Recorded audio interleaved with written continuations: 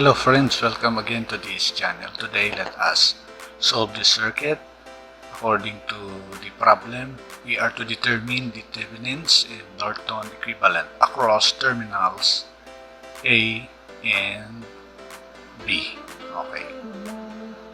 So, to be able for us to determine the Thevenin's at terminals A and B, that is actually the voltage at these terminals AB. So we use the notation B sub AB. So question mark, what is the value of that voltage there, that terminal?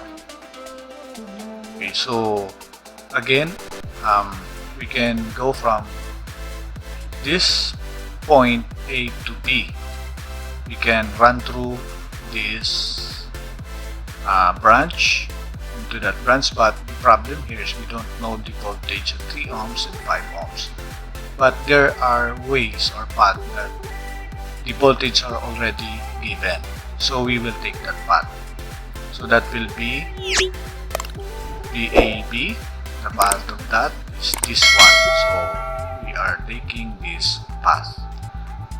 Again, the value for that is, since this is voltage drop, that will be written on, if that will be written on the left side, that will be -6, but we already have it written on the right side of the equation, so that the sign will become positive.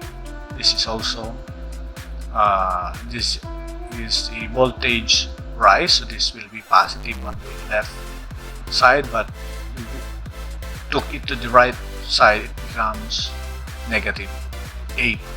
This one is voltage drop, so -10 on the left and will be +10 on the right.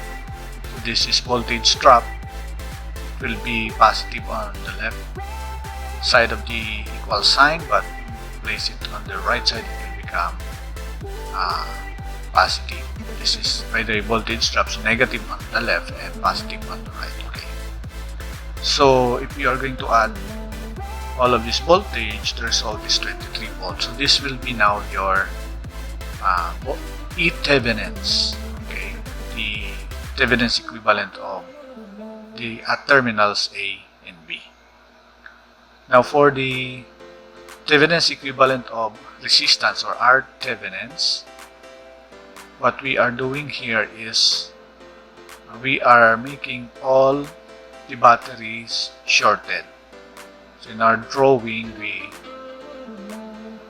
have it shorted, all the batteries that is placed on the branches. Okay, so these are the result.